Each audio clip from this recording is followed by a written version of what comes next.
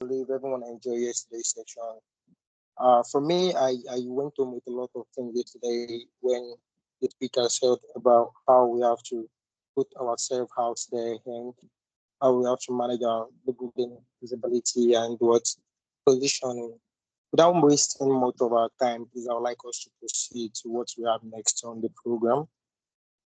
Okay, please, before we go ahead, I would like to ask, if you were around yesterday, what did you learn? What did you go home with? I really want to believe we learned a lot of things yesterday. So I don't just one or two speakers to tell me what they went on with yesterday, what they were able to learn. Is anyone willing to do that? Please, if you can hear me, signify, please. Hello? Okay, kindly Dockers, I got a thumbs up. Thank you. Please, if you can hear me. Okay. So is there anyone that wants to remind us what he or she was able to go home with from yesterday's session? Well, me, I went home with this. You have to position yourself well because, hey, I think I have someone. Okay, I have something to say. All right, thank you. You have 1 minute, Mr. Olushola. I'm ready. All right. Okay. Yesterday we were able to learn linking optimization, and the lesson I learned from the class yesterday was it would it will try to update our profiles, and then it will make use of a professional picture, not just ordinary photos. So we should update our profiles. Then we use make use of professional pictures. How you can get professional pictures through AI. Maybe they can produce a professional picture. Then the other thing that we learned yesterday was we should not we should be authentic whenever we put anything on our LinkedIn, because Exactly. what they are looking for is not the logo, it's not the brand, because the real brand is you. So You. for them to be able to hire you, for them to be able to connect you to bigger opportunities, you need to work on yourself, you need to work on your brand, and the brand is you. Exactly. Exactly. Thank you so much, Mr. Olushola Muradio. That shows that you were actually following yesterday's class. That's very good. That's beautiful. So without wasting much of our time today, I would like to go ahead and introduce our first speaker. I'd like to go ahead and introduce our first speaker, the person of Usman Abdulatif. So let me tell you more little about Usman Abdulatif. I'm reading it out right now. Usman Abdulatif is a mental health coach, emotional intelligence specialist, an author, a teacher, a public speaker, and a communication and human interaction enthusiast. He is deeply passionate about creating sustainable solutions to food-related challenges in Nigeria and across the globe. He holds both national diploma in science laboratory tech and a bachelor's degree in food science from the prestigious University of Lawrence, graduating as the overall best student. That's impressive, Mr. Usman. That's impressive. Usman is the recipient of my God, Usman is the recipient of two fully funded scholarships, the Mastercard Foundation Scholarship at the University of Edinburgh and the Mastercard Foundation Scholarship at the American University by Trot. His personal philosophy encompasses the belief that no matter how big your dreams are, they can be achieved. I'm going on with a lot of things. No matter how big your dreams are, they can be achieved. At the intersection of education, community, leadership, and mental health, Usman drives initiatives that inspire, change, and empower lives. He co-founded Becker's Foundation, an initiative that has provided food and nutrition support to over 3,000 vulnerable people across Nigeria. Wow, that is impressive. As the founder of the Usman Show Unleashed, he has created safe space for young people to engage in honest dialogue, expression, and mutual support. He's also the author of books on mental health and emotional intelligence, extending his impact through writing and thought leadership. Hmm. Presently, Usman is pursuing a master's degree in food security at the University of Edinburgh, Scotland. Alongside his studies, he actively gives back to his community through various leadership roles. That's impressive. He recently served as the Food Security Program representative, School of Geosciences representative, communications and PR manager at of Scholar Safe Space, and a team member of the ECASI podcast, all of which reflect its enduring commitment to service, community, and impact and meaningful impact. Through his leadership, empathy, and service, Usman believes that it is possible to do great things from a small place. I read that again. Through his leadership, empathy, and service, Usman believes that it is possible to do great things from small places, and that genuine care can transform lives in community. Ladies and gentlemen, please welcome Mr. Usman Abdulatif Ambad. Mr. Usman Abdulatif, you have the floor now. Hi, good afternoon, everyone. It's great to be here. It's great to be in your midst. And if you can hear me, can you please a thumbs up or anything just to make sure that I'm not talking to myself? And it's an honor to be in this community. And I'm sure that by the end of this session, we'll have something really significant that you learn.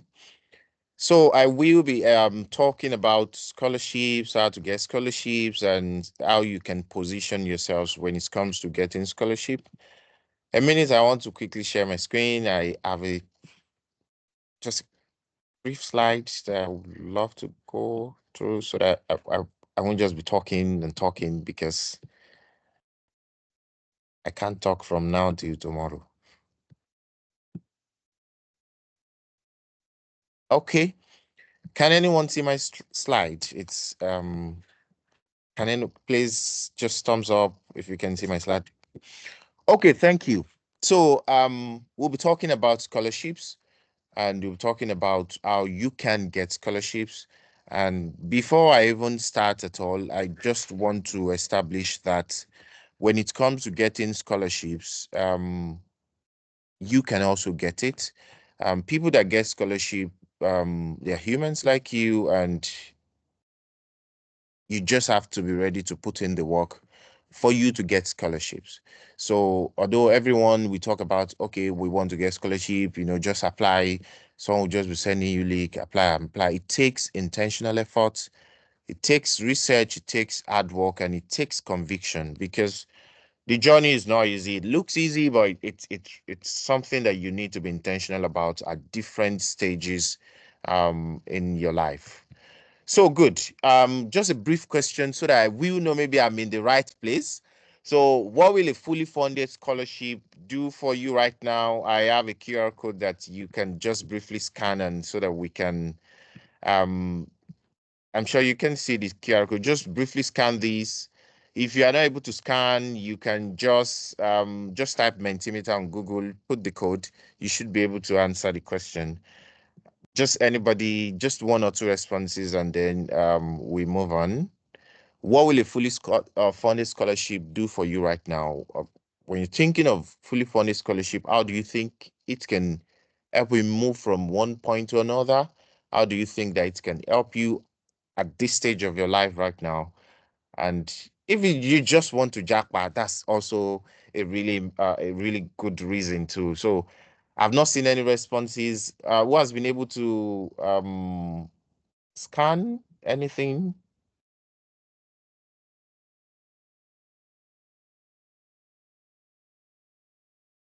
Hello?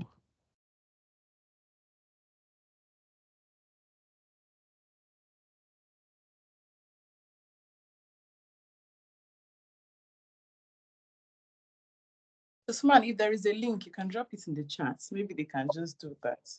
Now, most Okay, of them might be okay. looking through their phones, so it might be difficult for them to scan again. Okay, oh, that makes sense. That makes sense. Okay, let me just try to do that. Let me do that, do that, do that, do that. A link, a link, a link.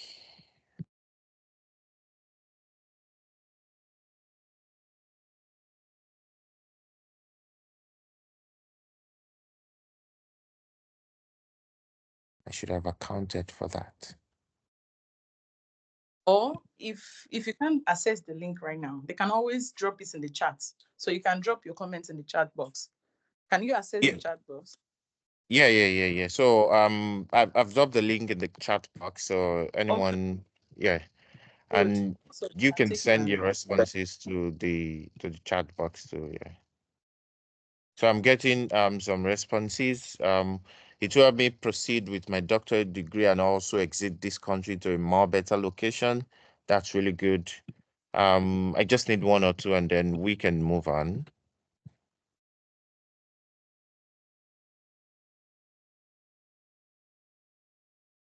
So just one or two responses and then we can um okay.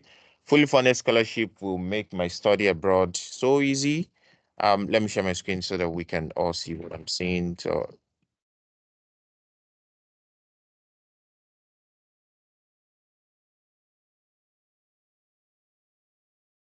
okay, good. It will help me proceed. Okay, that's that. And can anybody see what I'm seeing?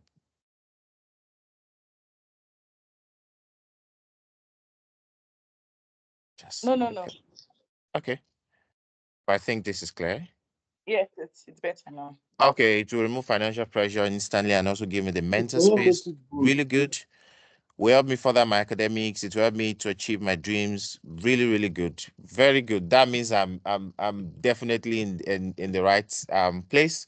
So when it comes to what you need to do about scholarship, you're in the right place. And I would just take you through some of the things you need to put in place and then share a bit of my story so that you can know that you can have some type of things you can relate with on how to navigate this. So the first thing I want to pass across is that you can be anything you want to be. And if only you believe with sufficient conviction and act in accordance with your faith, because for your mind to be able to conceive it, it is possible that you can achieve it. So, if you're seeing yourself doing your PhD, if you're seeing yourself doing your master's, if you're seeing yourself in a particular country, it is possible and you can achieve it for as long as you have the sufficient conviction and you can act in accordance with what you believe. You can't put in the work.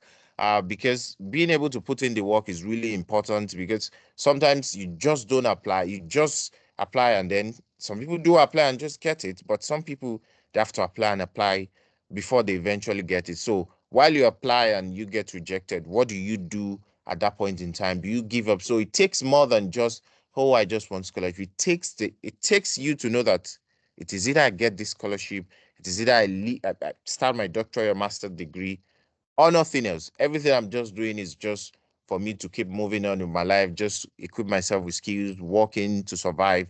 But I need to get this scholarship. So, how do you position yourself?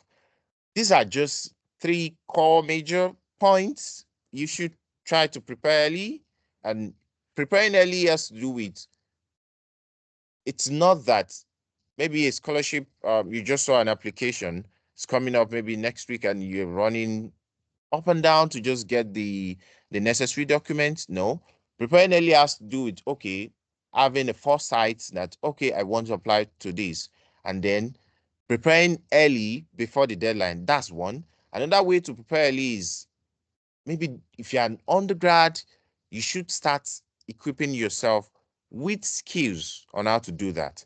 And if you are even a graduate, you should know that oh you're trying to apply to scholarship, you're trying to get maybe into a doctorate degree or master's degree, you should start equipping yourself with the necessary skills, necessary resources. Because for me, I think it was from my 200 level that I was so sure that, oh, I did want a scholarship. I do want to apply for scholarship. So I've been trying to get more information on how to maybe apply some of the scholarships I will want to apply to. And okay, what are the documents I need to get ready? And also work on my CGPA. Those are my priorities at that time. But I know some people that in their year one, year two, they've started working with professors, started working with researchers to publish peer-reviewed journals, to publish research and all of that. So you should know that, okay, you want this and you should prepare because while you're thinking of submitting our application, maybe 3 hours to the deadline, you have some people that have been preparing for that application, maybe 3 months, This we're in February. Some people application for October, they're already working on it. Start SOP for they'll submit in September, October. They're already working on it. And another thing is for you to research the programs. Sorry, please, do we have a timekeeper? Yes, sir. We have a timekeeper, sir. Please, if I've used 10 minutes, tell me. Another 10 minutes, just tell me. Because I can talk All for right. Africa. Thank you. So you need to research the programs. You know your course of study, you know undergraduate course. So you need to know that, okay, this is what I want to have. Maybe a PhD in maybe biological science, maybe a PhD in maybe food chemistry or a certain aspect of food chemistry.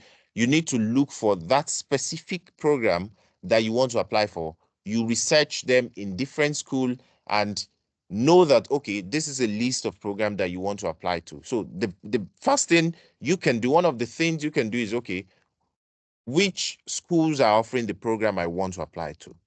You need to know that. And then documents. You need to make sure that you have your academic CV, you have your SOP, depending, you have your transcripts, you have your certificates, and in some cases, you have international passports.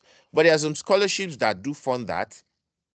But the most important thing is you know the program you want to apply to, you know the criteria, you know what are those things the program requires of you, and then you start putting it in place. If you want to apply to a scholarship that requires passports, and now that passport is quite a lot of money in Nigeria right now, you need to maybe start saving up for it, or just try to make sure that even if you can't afford passport right now, you should start preparing other document that you know that will make you stand out in your application. So these are just things that I just feel that, okay, you can do to stand out among the other people that apply.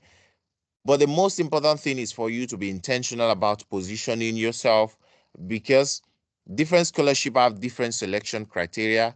There's some scholarships that they just want just your research and maybe leadership skills. There's some that, okay, your research, leadership skills, your community service, and all of that. So you need to know your research interest, what maybe your from your undergraduate project or something that you're passionate about. You need to build that interest, try to gain skills in that, technical skills, not Sorry to, um uh, sorry to are you disrupt Mr. Lafti. We spent 10 minutes, so you have 10 minutes oh, left, sir. very good, thank you. So you need to build the research, your research interest, and then you need to gather experience, maybe laboratory experiences, maybe by taking internship, maybe by volunteering in these labs.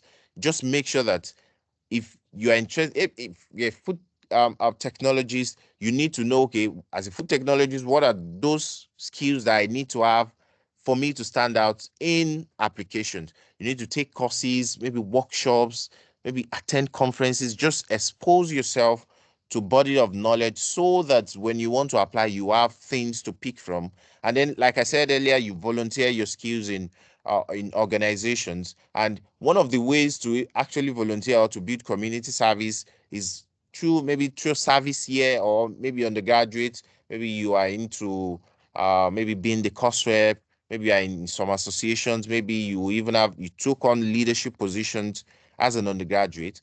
If you didn't do that, then you can start maybe doing your service year.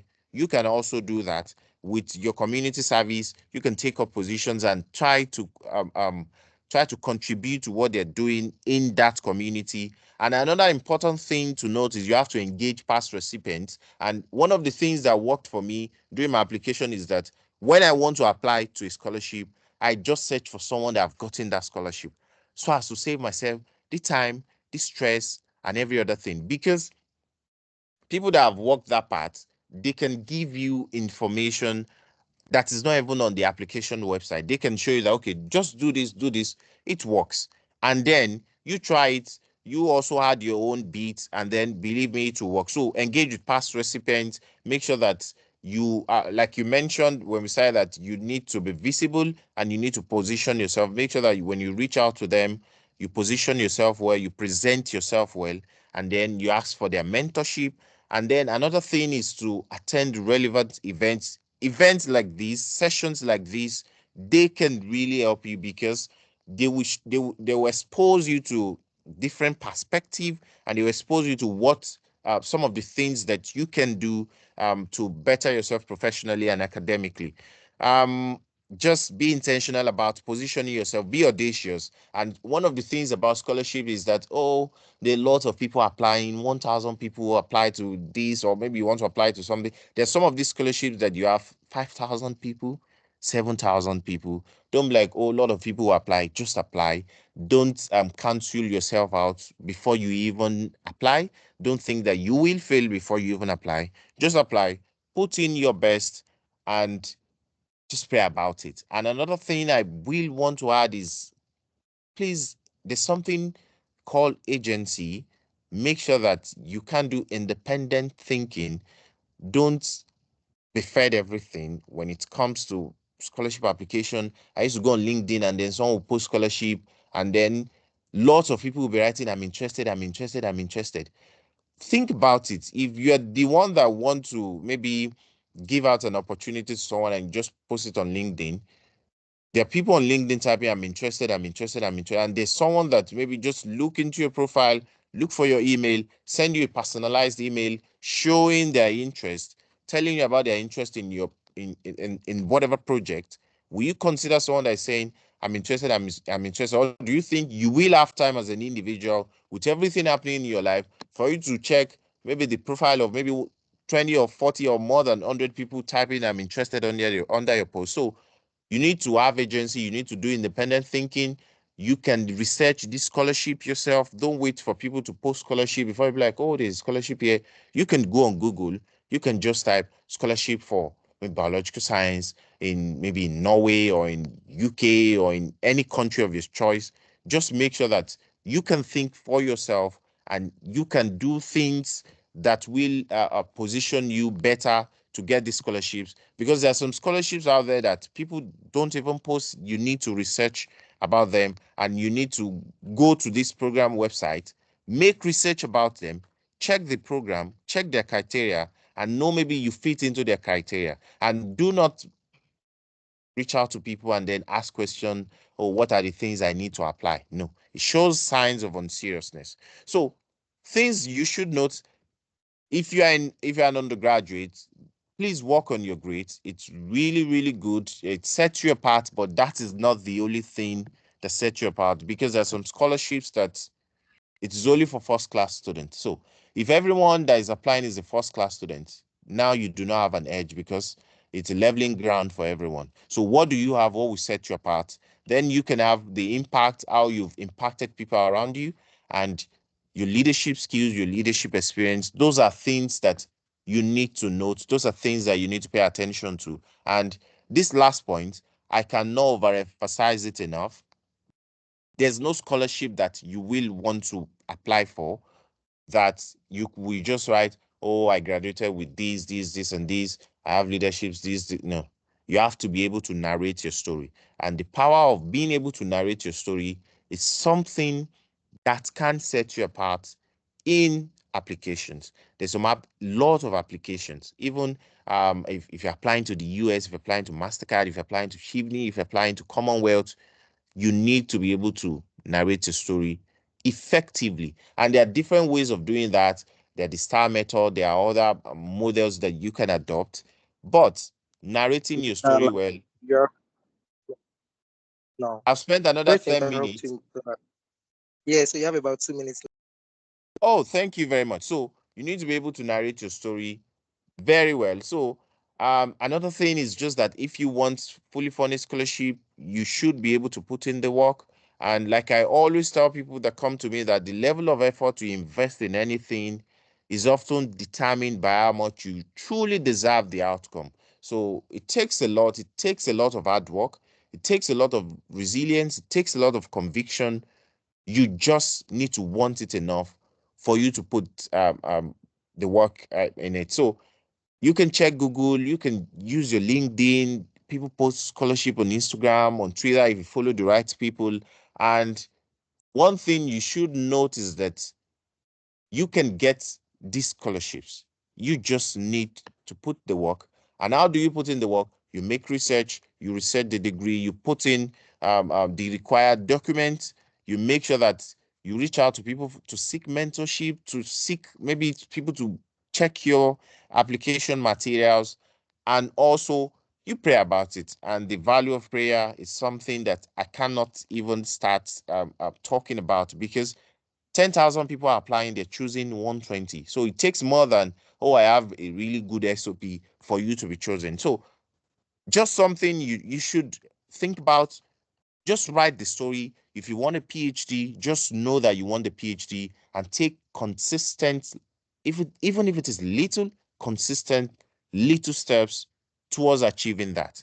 Thank you, thank you. I hope that's I didn't use more than my time. Thank you.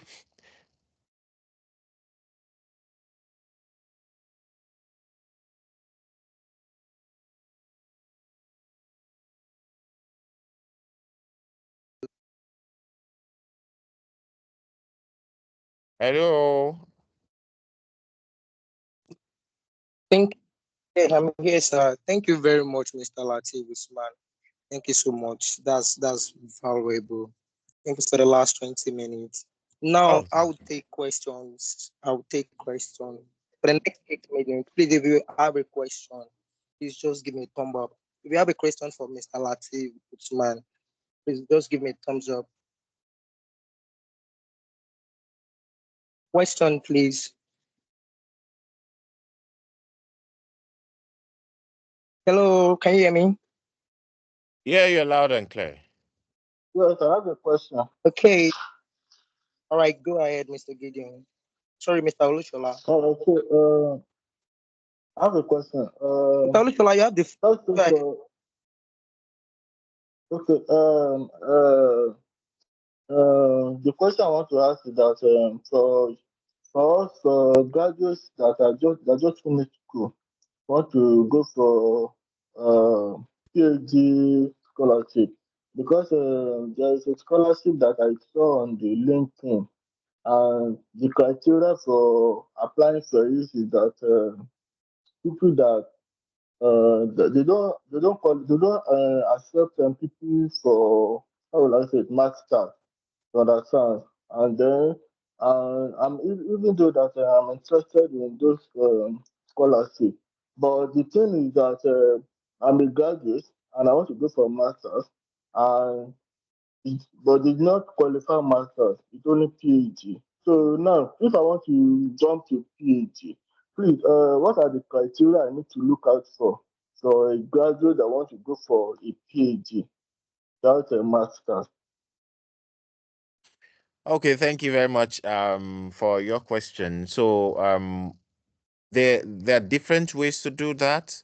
There are some scholarships that they only fund masters, no PhD, and there are some that they fund PhD.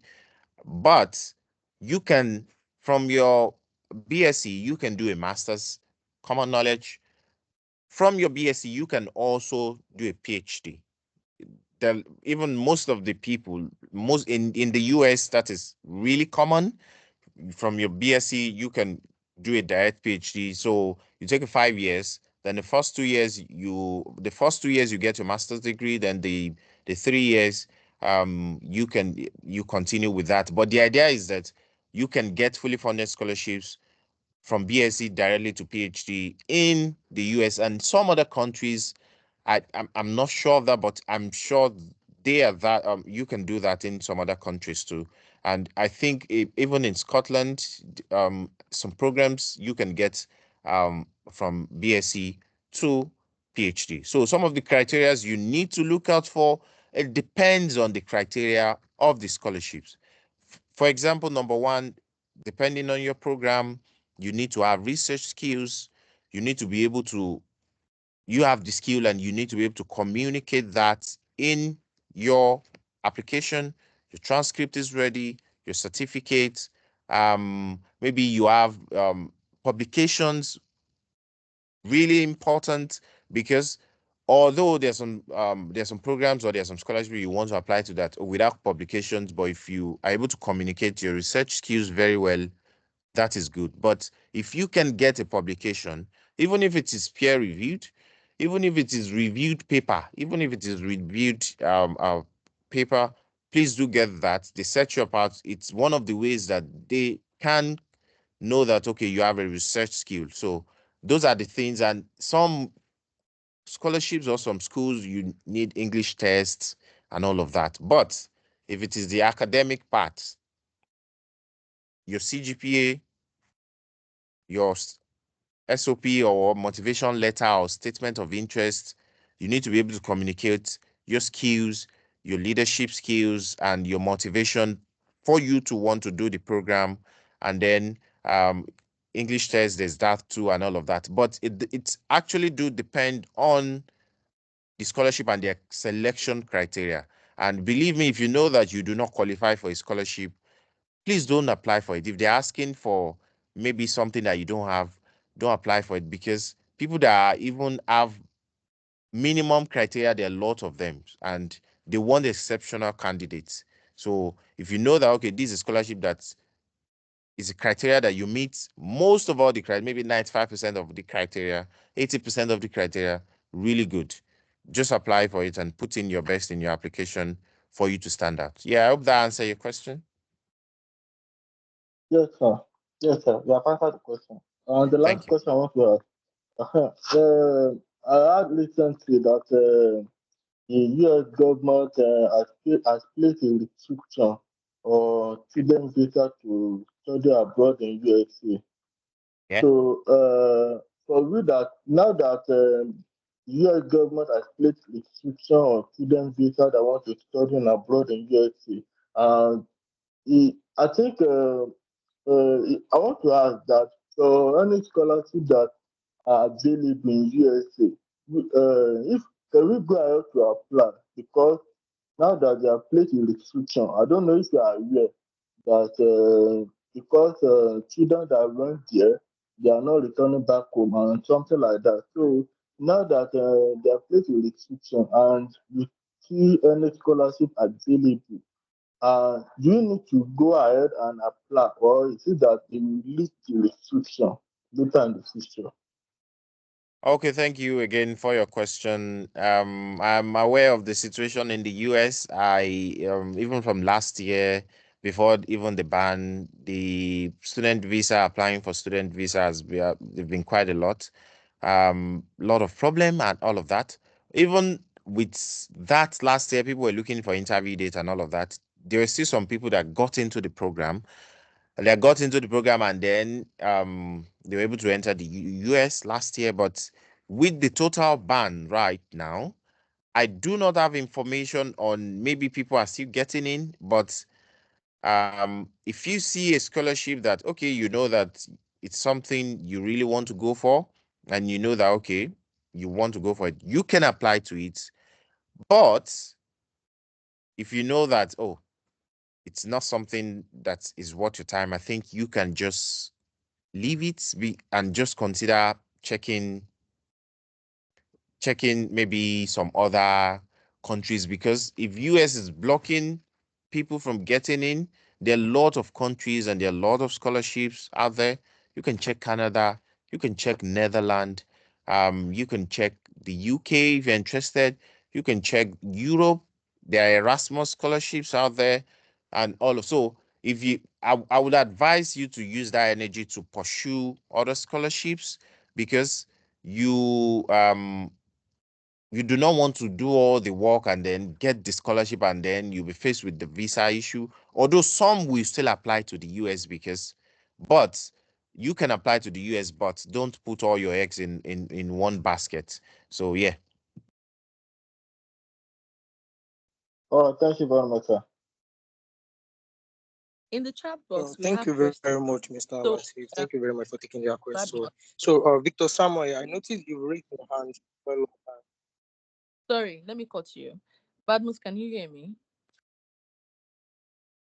Hello. hello. So we have questions in the chat Yeah, I box. You can need hear to you. hack. Yes, you need to hack so that Usman can take those questions. Usman, we are sorry. Oh, it's okay. It's okay. It's okay. Okay. Yes, so Mr. Usman, I have a question here in the chat box. It Okay. says there are some scholarship that's hinder HND from applying. Will it be Yeah. advisable to say apply regardless? No, I do not Hello, did you get that? advise that. Yeah, I got that. I got that. I do not advise that. I think there's some scholarships that really do accept HND because the idea is this, as Nigerians, we think that, oh, if if you want to apply to something and they'll be like, oh, maybe they will just pick me, maybe I could get lucky and all of that. No, it doesn't work that way. The minimum criteria, make sure that you meet it and above. Even if you don't meet it and above, make sure you meet the minimum. If they're asking for BSc, just go with your BSc. If you have an HND, you can send an email to them and ask them, okay, can I apply with my HND? Do you accept HND? Or just go to their website to make research about it. But don't apply regardless because it takes a lot of work to prepare all those application materials, the SOP, recommendation letters, your academic CV, aligning everything. So you do not want to do all those trouble when you know that you're just applying that, oh, let me just rough it. Maybe they will even see my HND. So there are some scholarships that do accept HND. You just need to search for them and look for them. In When we were applying to the US, there are a lot of universities in the US. In the UK too, there's some schools that will accept that. And just go on Google schools that accept HND for scholarships. I think you will get quite a few.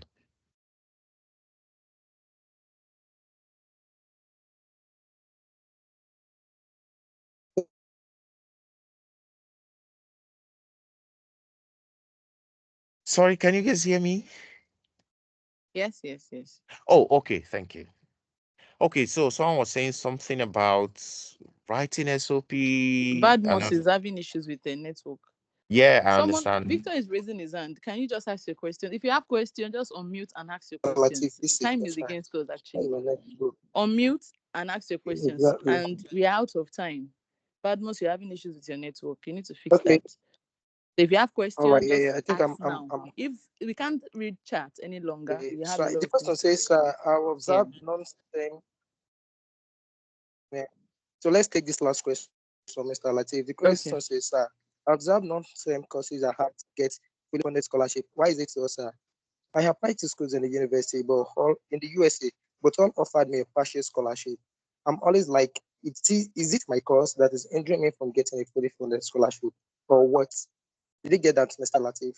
Yes, yes, I did. I did get that. Thank you very much for that Hello. question. I do not think that although STEM courses they have lots of funding, but non-STEM courses too, there's a lot of funding for them too.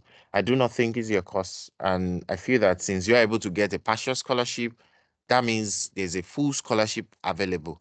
So you just need to make your um application package more competitive so that they can't see that and then they can be like, oh, you deserve a full scholarship. I do not think is your course, although STEM courses, the chemistry, they have lots of funding, but the non-STEM courses too, there's a lot for them. I know there's some Erasmus programs for non-STEM courses, English and all of that, but I really do not have information about that.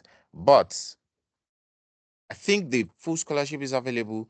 Just try to equip yourself with more skills, more resources, more skills, and maybe technical skills, maybe certifications, maybe workshops to make your application more competitive so that they can see that, okay, you deserve a full scholarship. So it's not your cost. Please, yeah, but you're getting there. You already got a partial scholarship. Just continue applying and continue building your profile. Yeah. Thank you very much, Mr. Latif. Thank you very much. Really appreciate that. Thank you. Now, I would like to introduce the second speaker, the person of Motunrayo Sholabumi. I'll permit me to run through. I'll be running through a bio now. Wait. Sorry. Please, I hope you can hear me. You hear me? Can you hold Eh? on? Yeah, bad ones. So there is this Yeah, yeah, important sure, question sure, I'm sure. seeing on the chat box. Although I don't know why we find it very difficult here to unmute and just ask our questions. I like the confidence of Olushola. It's really good to be confident in wherever you find yourself. If you have the opportunity to ask your question, please go ahead. So there is this question that is very important in the chat box, and I do not want it to go. Please just read it if you can. hear me. Can you hear me? Okay, thank Yes, you. ma, I can hear you. Badmus, let me just run through it. Is it the last one about co-authoring three papers, applying? Exactly. Yeah, Yeah. exactly, Oh, exactly, it's exactly. it's a really important one. Thank God we didn't miss it. So there are three things I will just point to. Number one, since you already co-authored three papers and you've been getting partial funding for the past 3 years, one thing I would advise you is number one, you have quarter three papers. What are some of these things that you can also do to build your profile? Maybe workshops, maybe volunteering to get more technical skills, because um, publication sets you apart. But if you are in maybe if you're in an application, or they're trying to assess the application of people with publications too, what will set you apart from them? Or there's some other people that will be like, okay, maybe the publications, maybe you're the first author, maybe the second author, or something like that, and the ranking of the authorship and all of that. So there's a whole lot. They consider the application package holistically. So your CV, your CGPA, your leadership, your community service, your up. So there are other things you can do to build your profile each year, making sure that, okay, your profile, you're trying to improve your profile, please do that. And number two is, if you've been applying to the US, check other countries. Really important, because yes, US is one of the best places that people want to be for grad schools, but there are some other countries. There, Europe. There's a scholarship in Netherlands now that people have been talking about. So you can try considering that. There's some scholarships, even with Erasmus, with your papers and your other experiences, you can get that. So check other countries, look for some other things that you can use to improve the quality of your application and make your application package more competitive. And then number three, you just have to pray for grace and not give up, because these things, sometimes we do everything right in life and we just don't get the required result. You just have to pray, continue praying, and then continue applying, because for you to be getting partial funding, there is full funding for you. So just improve your profile, check other countries, and then continue praying and continue applying. I believe that you will definitely get your fully funded scholarship. Even me, lot of rejections in the bag. 2023 sent over 200 cold emails to professors in the US. My rejections, they are something I carry on my shoulder. I got partial funding too, so it's part of the process. So just make sure that you continue putting in the work, improving your profile, checking other countries, diversify your application, and then you continue praying and continue applying. I hope that answer your question, and I wish you good luck. Yeah.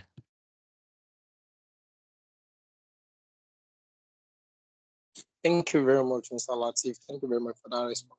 So I really want to appreciate Mrs. Sholabo Memochorayo for calling my attention to that question. I almost missed that.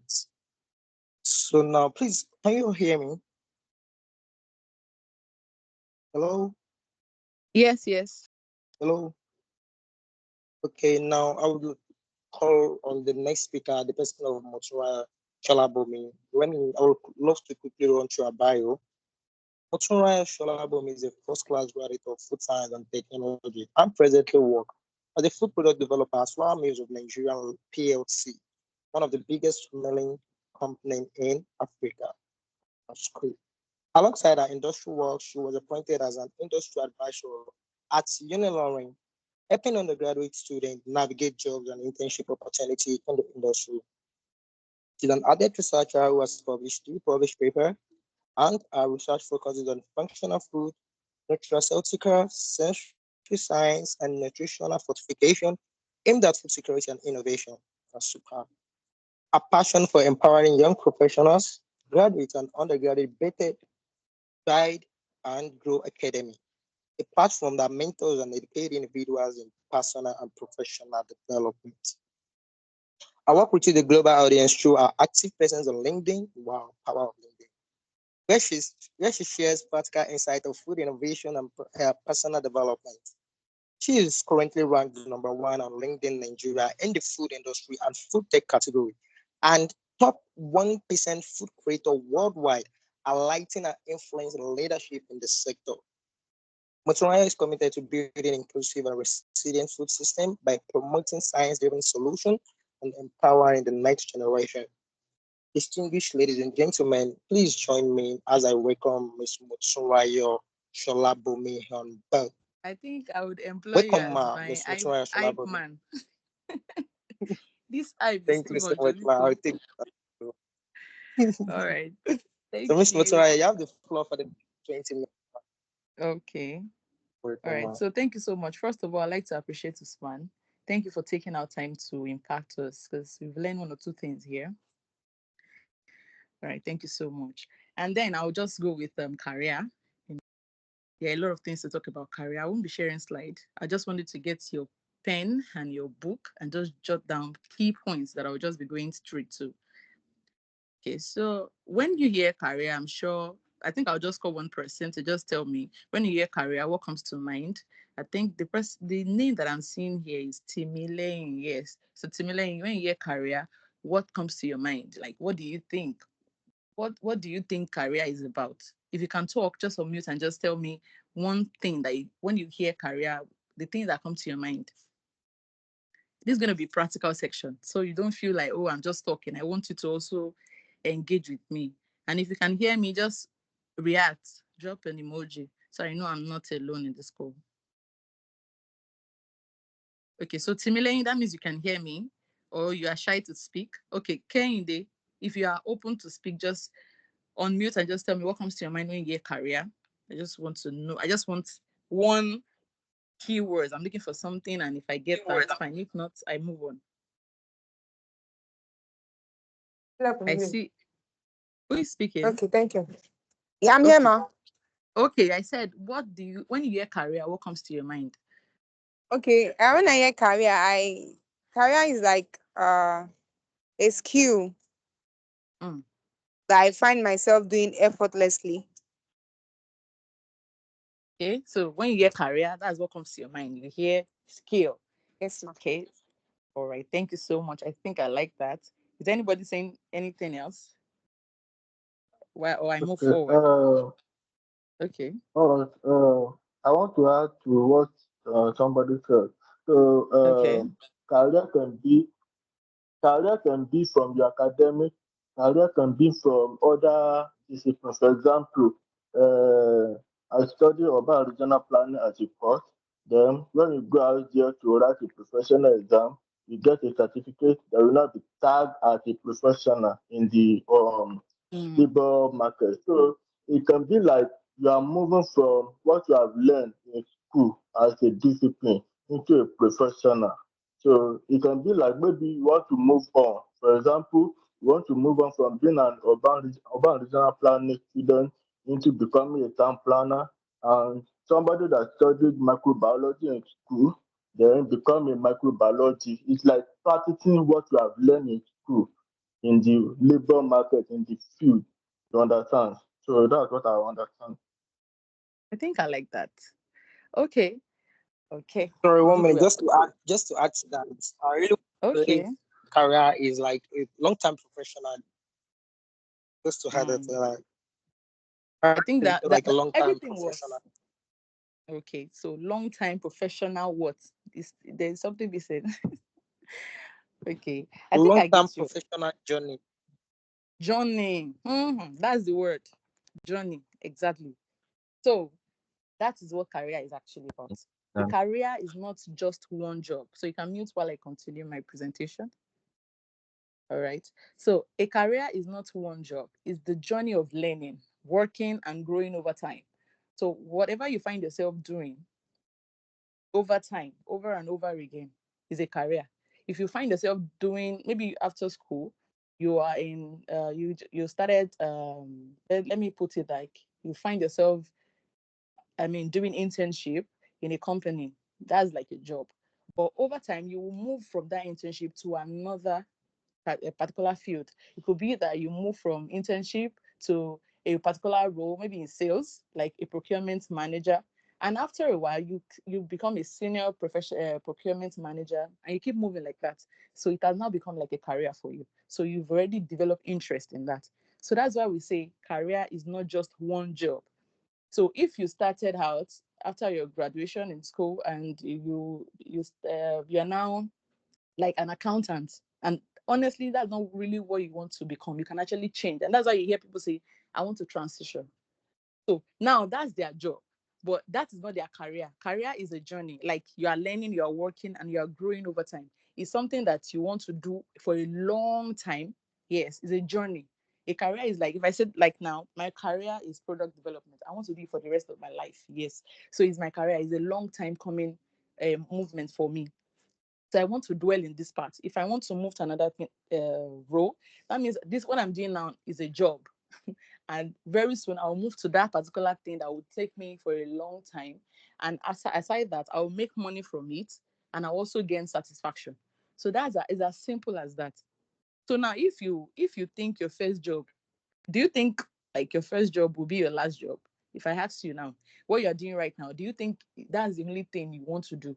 I'm sure you all will have one or two things to say, isn't it? So a career can be very structured. Like you want to be a medicine, you want to go for medicine or engineering, and it could also be flexible. Like people that are doing freelancing, creative work, entrepreneurs, that's a career. They want to go into entrepreneurship, they want to go into buying and selling, they want to do a lot of things. That's a career for them. They've been doing it or they want to do it for a long period of time. And it can change. Like I said, it can change. That's why you see many people, they switch careers multiple times. It's based on their interest, life situation, and also opportunities. Sometimes opportunity will want you to change from one particular role to another role. I know of a friend who told me that she enjoys working in the banking sector, but she studied food science and technology. On the long run, she had to go for graduate training and then switch completely to the banking sector. So that's now she see herself doing well and she enjoys it. So that's let me just put it that it's based on her own interest. So that's what caused the change. So many things can cause change when it comes to career. And I think we are missing this thing because when I asked what is career, I can see some people saying that is job or something, something. So there's difference between job, career. There's a difference between job. And a lot of people also relate career to promotion.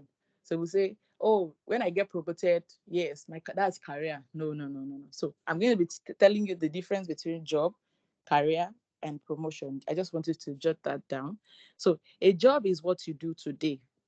Whatever you're doing right now is a job. If you've been doing it consistently, you've built capacity in that particular thing. Now it has now become that has become a career. Are you getting the difference? A job, you do that. You might just finish school and you just see yourself in the banking sector, maybe for graduate training or for whatever reason, just to put food on your table, just so you get money. You understand? That is a job. Of course, you might not even have interest in doing that, but you find yourself doing it. It's already a job. But over time, you develop interest. Oh, I think I like this. I think my first time in product development, I didn't even understand what it was.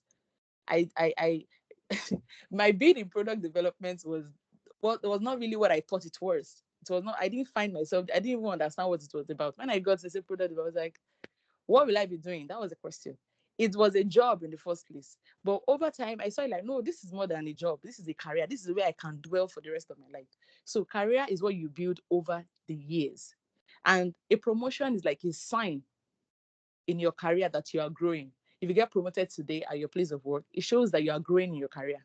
But promotion is not the only factor that you can use to judge if you are growing or not. You can even grow in your career without the promotion. And that has to do with your capacity, the level of knowledge that you have before. Okay, like I talked about myself, that I didn't find interest in product development until recent time. So now the capacity I built now is different from what I had previous years. Now, if you want to choose your career, I think this is applicable to people who are just, fresh graduates.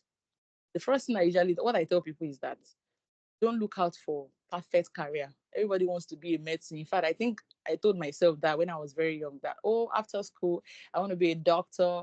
And the funniest part of my own story is that I didn't even like seeing blood, but I told myself I wanted to be a medicine. I wanted to be a doctor, sorry. So the thing is, you should not focus on a perfect career. Rather focus on what? On direction. What are the things that you're interested in? What are you good at? What does the future holds for you? Like future opportunities. What are those things that you're looking out to in the next 10 years? That's what they said. They'll tell you set long-term development goals, long-term goal, long-term plan, you know. Those are the things that would really help you. They're like accountability checkers.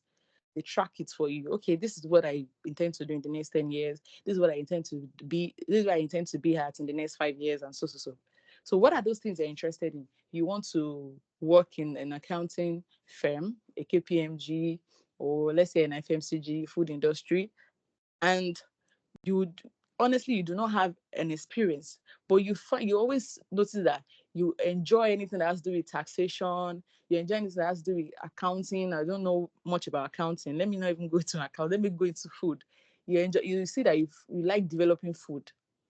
So if I'm talking about food, I'm sorry, that's my niche and that's what where I can dwell.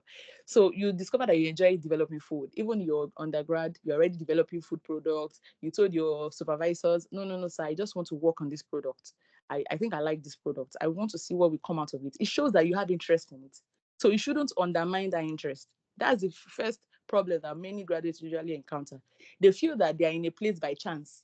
They don't take opportunities of that thing. You are in a school and you are doing your project, see that as an opportunity to get skills. I think that was one leverage I use. One thing about me is I learned to leverage everything I have. Everything I have, I leverage it. If I have like a community where I talk to people, I leverage that opportunity, that platform to get better opportunities. So learn to leverage what you have. You are in school right now, and you are like doing you want to do your project. What should come to your mind is, what can I use this thing to achieve in the future? Try to work around that. I remember my project supervisor told me, okay, Mo, what do you like to work on? He said, don't bring a topic. And I was looking at myself. I said, what topic will I bring? Okay, let me just go into functional food. I enjoy functional food. So I told him I will work on functional food. I will work on nutrition. And he was like, who told you about nutrition? I said, how many minutes? I'll go to YouTube. That's the way I was telling him. I said, don't worry, I'll go to YouTube and I'll check everything out. Even if I don't know how to do it, when I get there, I'll always ask questions. So that's the mindset for me. That was the mindset. And now I utilized that during my interview. I remember vividly that was my key selling factor. I told them, yes, I enjoy product development because I've already developed that mindset right way back in school. I've worked on I started naming like 6 projects, all those times I always want to lead in tax. I always want to tell them, no, no, no, I think I can do these things. It's not because I'm forward, but because I want to make impact and I want to contribute. And I'm looking at the future, what I will use that thing to benefit. That was what I'm trying to do. So some people will say, oh, if I talk now, they will say, I used to tell them, okay, let them say. They don't have business with them. Yours is your future, what the future holds for you. And that's the 3 factors that will make you choose your career. I've said that before. Your interest, what you are good at, are you willing to learn more on that thing? You want to go into microbiology. Yes, you want to become a microbiologist like Folake. What are you willing to do extra? Because me as a person, I'm not a microbiologist though, but I know I did that to my course. But I don't all those animal name sorry, this organism name, they are not areas of interest for me. But I, of course, it's part of my job, but they are not area of interest for me. So I can't really say I'm interested in this. And if I find myself there, I will just be slacking down. I'll just be going down and I feel like, oh, I'm already in my career. No. And that's why you see some people, they remain stagnant. When you ask them, oh, I think you said you are a sensory person. Can you tell me how I can establish this? And they'll be like, well, I better go and read more on it online. I've seen someone like that before. So that shows that that person is just doing the job just for money's sake.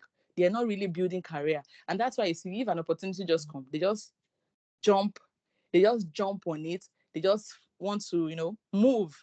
They are not even looking back. Whether the company they are going to, they will be flogging them cane in the morning. They don't care because they are not in that point of interest. They are not in that place of interest. They just want to do it. Okay, so the next one is now, how do you know you are growing? I think from the Google sheet, I read a lot of questions that were asking, how do I know I'm growing in my career? How do I know I'm growing? So people are already relating it to promotion. I already said that before. Career is not just promotion. It's an evidence that you are growing, but it's not about promotion. Okay. So the thing is, signs of growth in your career is better skills. Since you've been working as an engineer, how many skills have you garnered? How many things have you been able to do independently? Are you still looking for your boss to come and tell you, oh, it's, this girl, you need to do this? I remember someone I told an intern, she's always waiting for me to tell her we're starting sensory by 1. And I told her one day, I said, listen, I'm not the type that boss people, and I don't have time to be petting people. Maybe I'm blunt, and that's how I'll tell you. Once it's 12 o'clock, set the panelist room, set the lab. You have your panelists by 1, so be ready to serve them. So that's that way. She's already doing her work independently. And when it was time for her to go, she was really, really happy. She celebrated me in a very big way. That I was really blunt with her. I was not trying to allow her do whatever she wants, and I would just be at the back and be looking at her and say, okay, oh, just do whatever you like. I was there to correct her at the time needed. So are you building skills where you are working at? There are some boys that they don't have time to tell you the right thing. They'll just be looking at you. And that's where you need to have a mentor. I think Usman already said that every area of your life, you need a mentor, someone that would guide you. As I have a mentor. I have 3 good mentors. So I don't feel like I know it all. You need to build more confidence. And that's why I was asking on the group that why can't we unmute to speak? Confidence goes a long way. In fact, confidence sells more than your CV. Confidence sells more than your interview. In your interview room, if you can't speak, it's a big problem. If you are shy to speak, you can't express yourself, it's a big problem. You might have a good CV, you might have a good experience, but if you are on, I mean, how do I put that? If you're not confident of yourself, it's a real problem, and it can affect your growth even in that career, because they'll feel like they can't send you on a task. You can't do presentation. Someone that is a product developer, they will need you to do technical presentation. They need you to talk to negotiate. You need to negotiate with vendors. You need to negotiate with people, maybe flavor houses, different companies that will be coming to join hands together on the project. And if you are not confident, how will they trust you with that job? So that goes a long way. Then how can people trust your work? There was someone I told to blanch. I don't know if you understand that, but it's like, boiling something at a very high temperature, or it can be low temperature short time, and then quickly putting it in cold water. I just said that in lame word. Okay, so I told that person to use um high temperature short time, and the person was like, she didn't even understand. And you're a food technologist, so that means I can't even trust her. So the factor that she's a food technologist has already been questioned. So, and that could affect your growth. If I'm looking at to say, okay, let's retain this person, I'm thinking of that fact that she doesn't even understand high temperature short time is a problem.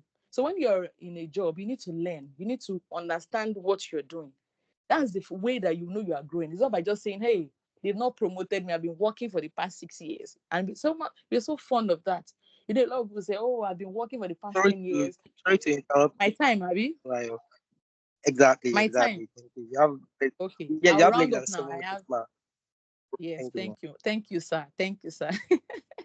Okay, so people will say I've been working for the past 5 years and I've not been promoted and all of that and all of that. So that alone is you are failing because of the fact that you are not garnering skills, you are not showing more responsibility, you're not taking more tasks. Sometimes you can provide tax for yourself. I told someone that you can just be packing files and be documenting it. It's a tax. So now you've already created a role for yourself. Once that place is vacant, you can always refer to, oh, I remember this lady always doing this. And they might be that kind of opportunity in the future. I'll always reach out to you. So promotion is also good, like I said before. So skills that matter in your in your career, they are technical skills. In that role, what are those things that are important? What are those technical skills, like for me, I know CompuSense, I know of SPSS, all those things that are very, very technical. Extrusion, you need to understand it better. How well do you understand it? Are you still waiting until you get to the industry? Have you tried to consider internship? Have you tried to consider graduate training during that period?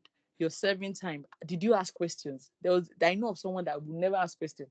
I always tell her that ask questions is important. It's not that you are too forward. It shows that you want to learn more. Communication is very key. How do you communicate? Even in the little role that how do you communicate? How do you solve problems?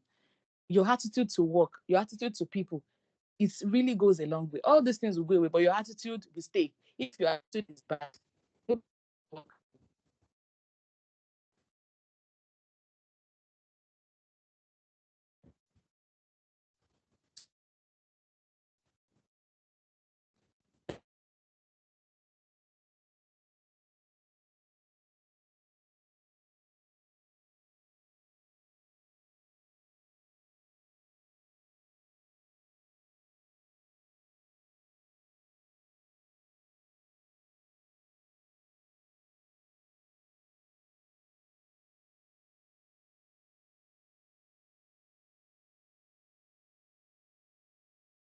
I can't hear you.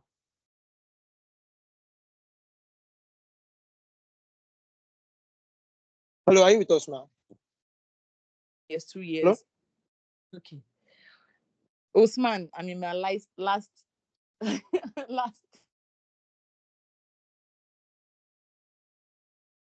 Okay. Can you hear me? Yes, Can you we hear can me? hear Can you you. hear me? Just react. Yeah, but Yes, we can apparently your hear you. network is short. Okay, okay, okay. But am I clear now? Like my network, is it clear?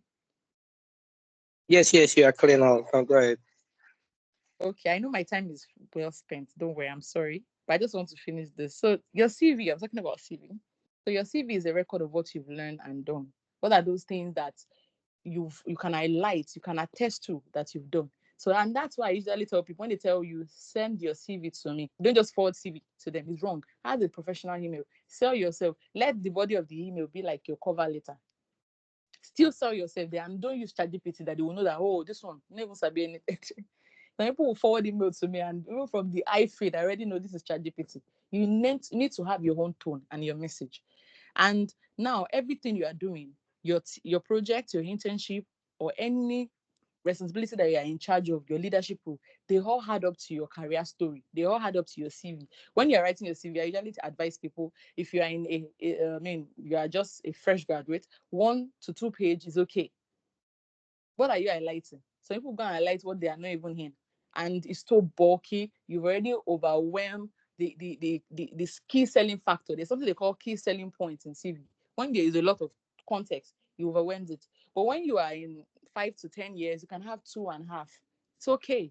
You shouldn't overwhelm. Use standard font, Times New Roman 12. It's okay. And it should be aligned. Skills, those are the key ATS tracker. You have that's the ATS. You say you want an ATS friendly CV. There are key things that ATS look out for, and that is your skills, your summary, your experience, your technical skills or competence, your leadership, volunteering roles. Those are keywords. Not that you be exchanging words with another word that is not even existing. And when that kind of CV is put into I mean, an ATS tracker, it just flags it like, oh, this one is missing out keywords. So you should learn to use the real and relatable industry words that are, that will not make your CV be removed. So another thing now that you take home now is that your career is a marathon. It is not a race. So it's a marathon. You can change anytime. What matters most is that you find interest in that thing you are doing. Okay. So now in your paper that you're holding right there, I want you to write out just one skill that you want to learn this year. What is that thing that will make you confident in that thing you are doing? And also, what role would you like to explore? You see, I just mentioned two things: one skill you want to learn, and one role or field you would like to explore. What are those things? Jot it down and just keep it to yourself. All right. So I've come to the end of my presentation. Thank you so much for having me. Yeah, thank you very much, Mrs. Shola Motsurayo. That was insightful. Thank you for the past 20 minutes. Really do appreciate that. Now I will be taking questions. Please, if you have a question, can you please just raise your hand? Hello, I hope you all can hear me. Yes, yes.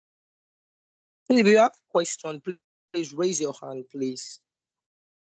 I'll be taking 3 questions. Okay, Mr. Olushola Murade, please go ahead with your question. After that, I take Victor Samuel's question. Mr. Olushola Okay, Murade, are you thank you there? very much. All right. I just have one question. I don't know if Mr. Latif Uthman can do justice to this question or our dear Mr. Mutuayo. The question I want to ask is that you have professional CV and you have academic CV or just ordinary CV. For example, on the part of scholarship, where the requirement criteria of document can be academic CV. Then you have ordinary CV. So I want to ask, in the situation where we have to submit our CV, for example, in the academic section, if we are to upload our CV, for example, uh, the experience you have gathered from school, from office, from everything, and we are to combine it together. Are we to differentiate it between academic and professional CV, or we just combine it together to form the single CV? So I just need Mhm. a different clarification on that. Maybe we should Okay. separate it from academic CV, we separate it onto professional CV, or we just combine it together to form a CV. So that's my No. question. Okay. So now, industrial CV is different from academic CV. That's number one nugget. Industrial CV should be tailored to industry, such that they ask for an accountant under your name. Role, I mean, accountant. That's the role you're applying for. But in academic CV, you don't have such. Now, I'm going to be pointing that out, and I can go through right now. Can you hear me? Can you hear Yes, me? yes, Okay. yes, I So if can I hear can you. if I can go through, I can just drop down. I can just drop is screenshot of two academic an academic CV and a CV. So you see the difference. But for the meantime, let me just explain that. So now I said if you are going for a role in accounting, that's like industry role. So you will put under your name accountant. Then after that, your address, your email, and a working LinkedIn. If your LinkedIn is not up to date, don't add it. Now, if you have that, you go to your professional summary. I'm a professional, this and this and this and this and this and this and this. But in an academic CV, what you have next is not a summary. You have research interest. Because now you are working with professors, you are working with people that are in academic. They want to know if your interest aligns with theirs.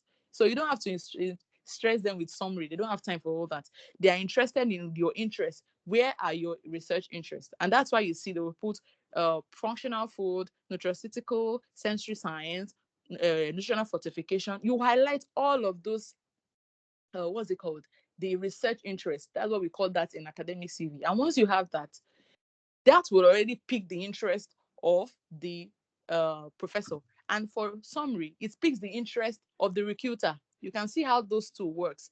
For the what's it called? The summary, once the person reads 2, 3 lines, they already know they want to pick you. They already know they want to send a mail to you.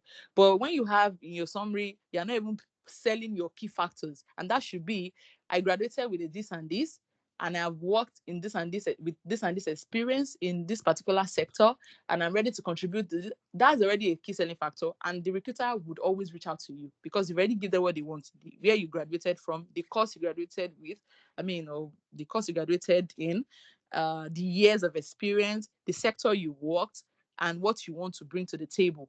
Those are the key selling factor. If you jot that down, good for you. So that alone will allow the recruiter to reach out to you. Then for academic CV, you already highlighted sensory science, this and this, nutritional fortification, and all of that.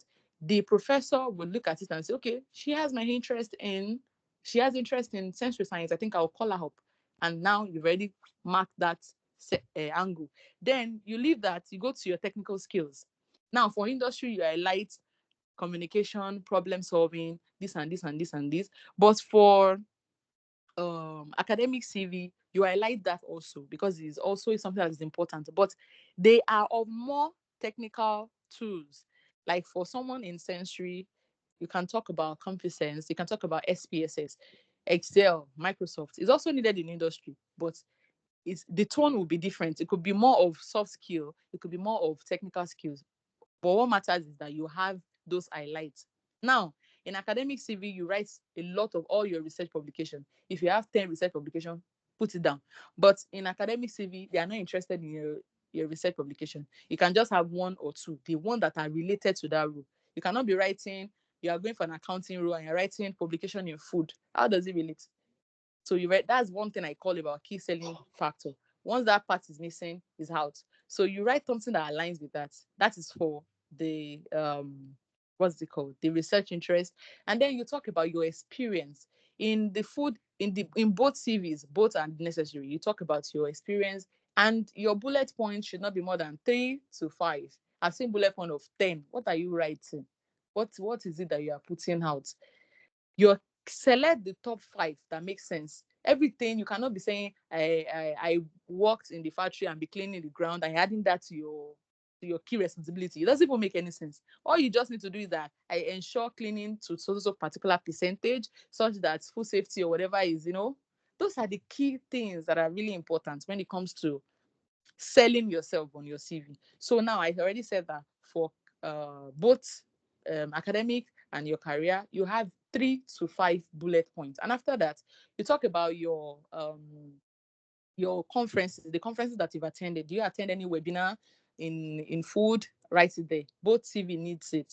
That would really show that, oh, this person is going for learning. Do you have certification that you earned? Are you a member of any professional bodies? Those two CVs, they need that. But the only key point that is different from them is the part of research interest, summary, and your title. Those are the key areas that are different. And in academic CV, you don't say you want to add reference. You can add it, but it's not really, really important. They don't have time for all those reference because the school will always ask you for recommendation letters, so you don't need it. What really matters is your skill and your research interest. I don't know if Usman is there. Maybe you can say one or two things, but I think, not even I think, that's it. Okay, so I don't know if that answers the question. Wow, wow, that's really interesting. Thank you very much, ma.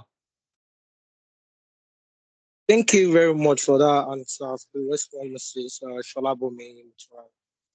Victor Samuel, please can you go ahead and ask your question? Victor All right, Samuel, are good you there? afternoon.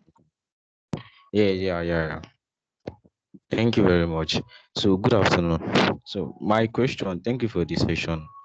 It was really insightful. So, the question I wanted to ask, you said something towards the ending of yours, let me say your presentation, talking about skills and rules. So, I want to ask because I get confused. So he said, okay, let me just put it the way he said. He said that write the skills you want to learn and the role you want to put yourself in, like the role you want to do. That was, I don't know how you actually, I don't remember, I couldn't remember. So I wanted to just maybe elaborate or explain what, maybe make some example. Thank you very much. Let me just stop there. That's the one question I have. Okay, so I think I get you. You said I mentioned skills, and I also mentioned the role you want to explore, right? Yes, that's what I said. So when I say skills, skills is like what you capacity, building capacity. So like for me in product development, there are a lot of skills to learn, and that's to do with um, ingredient functionalities. How do you know that you because you can't know all of this until when you start working on a project, you see that sugar is going one side, salt is going one side. What is causing that problem? So now you need to go and learn a skill that will help you know that, okay, when something like this is going on, there's a science taking place. You need to go on journals, read more on it. You are building critical thinking skills. I don't know if that's clear. Now, if you want to, okay, like I said, role. Now, your role has to do with where you want to function, where you want to bring that skills in. You've already learned a skill, like I said. And I said, what role would you like to explore? For me, I don't have any other role than product development. So I want to still explore product development. What skill am I bringing to the table? Critical thinking. What problem am I looking at to solve? I want to use it to solve issues with separation. I'm just trying to bring something out of nothing, if it makes sense. But that's what I'm just trying to. I don't know if that is clear to you. You had a Yeah, I want to skill set. another, Okay. I want You to want, you use want me another to what? like uh, use another example, like maybe like food safety or maybe somebody learning. I don't know. Okay, food Food safety safety. like the Yeah. skill. Yeah. You want to go into food. I think that's a very good one. You want to go into food safety. Do you know a lot about HACCP as an analysis and critical control point? Do you know a lot about? Can you talk about food safety management system? Can you talk about the ISO 2019, 2001, and all of that, 2000? Can you talk about them? Those are skills. Once you go and get them, you can use that to boost your confidence. You can use that to boost your role because you are bringing up a skill that have not been really, I mean, I won't say they have not, people have been doing it, but you are bringing up a skill that would help you in your role. And that's why I said, go and write out a skill. The first thing is, which role would you like? I like the fact that you mentioned food safety. Okay, what are those skills in food safety that you don't have? Let's say you don't have HACCP, you don't have what's it called, food safety management system, food safety FSM. Yes. You don't have FS, I mean, you don't have ISO 22000 and the likes and the likes. Now, that's already a skill. Go online. We have Coursera, we have Alison, we have Udemy, we have a lot of LinkedIn learning. Go online, pick up these skills and just put it out there. You want to HACCP certification. Once you have this HACCP certification, that's already, you've already garnered a skill. And now, how will you now know that you want to, I mean, or how do you now explore the role of food safety? You want to work in food safety, you want to explore the role of food safety. How would you now explore it? Search industries and look at it. Quality control jobs in so and so. Internship roles in so and so. Graduate training roles in so and so. Pop it out. It will bring everything to you. Apply. Sell your certification, your skill, in your skill and technical competence. I don't know if I'm making sense. I'm just being practical to you. Yes, I'm making. Thank you very much. That's So you. I think I've already told you the what I would tell anybody that comes for mentorship with me. I've just told everything. So that's the best way, or that's how people get things done. You go, you write out. If you want to just get a nudge from what I've just said, write out a role you want to explore and write out a skill you want to learn. Once you have that, once you have the skill, apply. Start looking out for, if you are not already in the industry, but if you're already in the industry, just start implementing that HACCP into what you've done. I remember the first time I started learning data analysis. I think this section is going to be very long because we have a lot of hands up. Okay. So I Exactly. it's all right. We are capable. Okay, so when I remember when I wanted to, what was I saying? Okay, I was talking about skills, right? And I remember, yes, data analysis, very important in sensory. If you have data analytics skills, good to go for you. So I remember I do not have a lot of data analysis skills. I don't even have much. In fact, I'm on 20%. And I knew that it's very important because I'll be using Excel, I'll be using SPSS, I'll be, analyzing data and all of that. And I don't know how to do it. And I'm in a role where I'll be doing it. I said, God, how do I do it? Then I told my mentor, I said, look at you. You have online. They go on Coursera, you see courses there. Even if you don't want to pay, you can always do it for free. I leveraged that resources. And the one I had to pay, I paid for it. And the one I had to do for free, I did it. And that was how I was able to learn and know how to use data for my work. So that's a skill I do not have in that role. And it's a role that I want to explore. So look at the way I was able to transfer it. And when it was time for me to do presentation and I did the analysis, they were like, this, they were, that kind of hype. That, wow, you're so good at what you do. Not knowing that you learn it on the job. So that's the thing behind it. A lot of us learn on the job, but nobody will tell you that learning on the job. But I do tell people, if you're not learning on the job, that means you are dead. Like you're dormant. You learn on the job. You don't know everything now. But when you get into the industry, when you get into that role that is challenging, don't now look at it as, I better go, me, I cannot stress myself. Look at it that this is a challenging moment for me. And growth always come out of comfort zone. You want to go higher, you have to be able to take up tasks, challenges that would help you know that, yes, I think I'm growing. So I think that's it. Victor, I think I've answered your question. So let's call on the next person. There's no time. Thank you very much for that response. Now, Timileyin Olayiwola, can you ask your question, please? You have the floor. Yes, ma. Good afternoon, everyone. Good afternoon, ma. And it's really nice hearing from you once again. I think this should be my third session engaging with you. Remember the one on LinkedIn and yesterday and it's my third time. Actually, first of all, I want to start from the skills and the role you talk about. So firstly, someone like myself, who just finished NYC and still trying to navigate which career I'm to focus on. So what kind of skill do you think someone like me can leverage on? And also, what kind of role do you think I can be aspiring for? Although I'm an accounting student, but however, I've had my experience in internship then was in procurement and also during my NYSC as well. I was an intern in Wonder Finance. So as of now, as an NYC graduate who is currently in the labor market, I don't know what I'm looking ahead of. So I don't know which skills am I to leverage on and what kind of role am I to look out for. That's that. Also, as well, when it comes to professional certification and Wait. skills. Can you ask the question one at a time so I don't mix it up? I think I Okay, got the first question. So when I okay, answer that, you can now ask the second question. okay. The So first one, now okay, I about can the with you. first question, the first thing is, I can't actually pinpoint your area of interest. What I want you to do now is that if you have a book and a paper there, I want you to write out the skills, the area of your interest. Where are those places that you find interesting? What are those things that you find interesting? During the time that you're working as a procurement officer, what skills did you learn? I know in procurement, you learn negotiation because you'll be talking with suppliers. Very accurate. So, what do you find interesting there? You'll be working with software. What do you find interesting? Do you find compressing data, computing data rather? Do you find it interesting to do? You can work as a data analyst. What did you find interesting doing when you are working?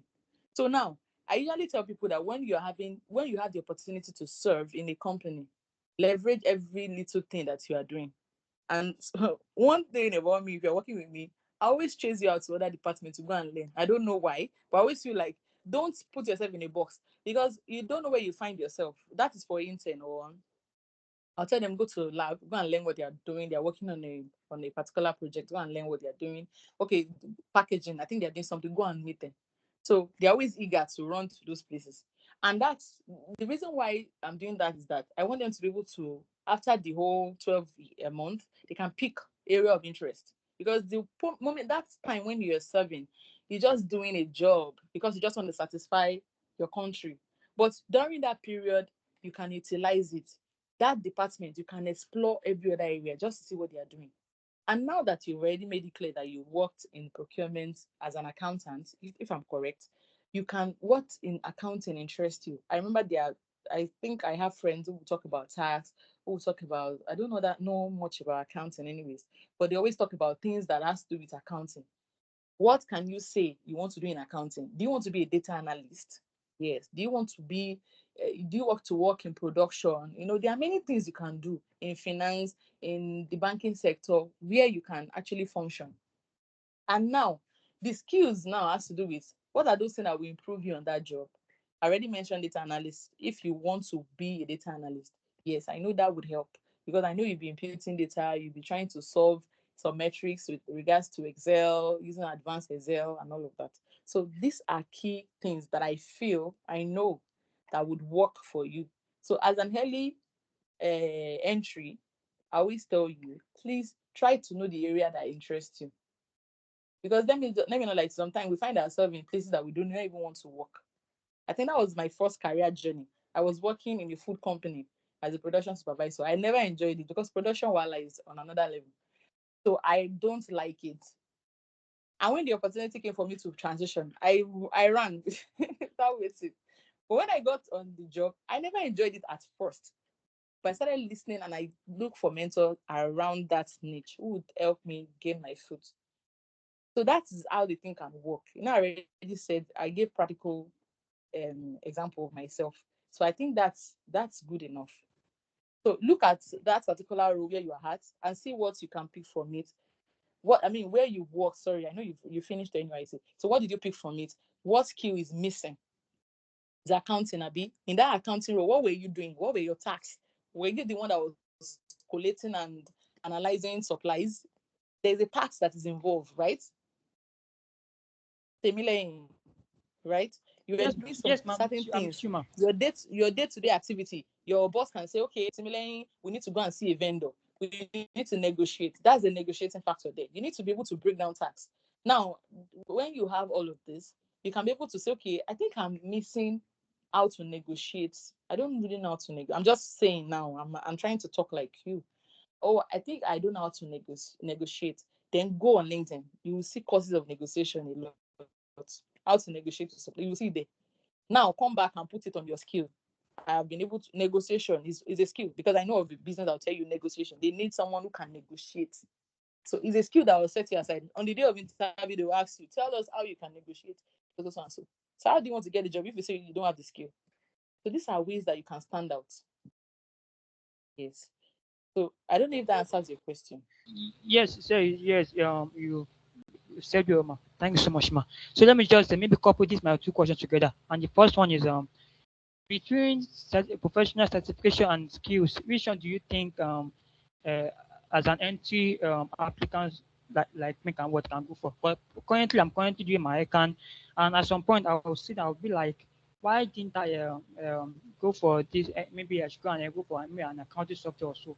Why Mm-mm. I can't? So I'm always so I'm being worried about that. So I'm always confused when it comes to that. Okay, I think I Also, think I think wait, I think you are missing something. Oh. When I say skills, your skill will also have a certification is like a proof that you've really gone through that skill. When you are doing your accounting, your high can, there are things that they are teaching you there, how to calculate. Am I correct? Like those are skills. yes, ma. Yes. So when you say certification, it means your certificate to prove yes you did. Like I told you, I said data analysis. Data analysis for me, I went to IBM. I did my data analysis on IBM. That's a proof certification. When under my skills, I'll put proficient in Microsoft Excel, SPSS, blah blah blah blah blah. That's skills. But certification, IBM certified professional data analyst. Do you get the difference? Yes, I get. But well, when it comes to accounting, basically, now our profession is called ICANN. So basically, Okay. it's all the aspect of ICANN. So now, and we have a lot of software in accounting as well. We have a lot of Okay. software like Okay. Ariba, Oracle. We have and the likes actually. So I'm not like if I neglect all this accounting software. Why now? Why am I focusing more on vertical aspect, which is I you understand ICANN is what is professional body of an You accountant. shouldn't I neglect it though. You shouldn't neglect your skill.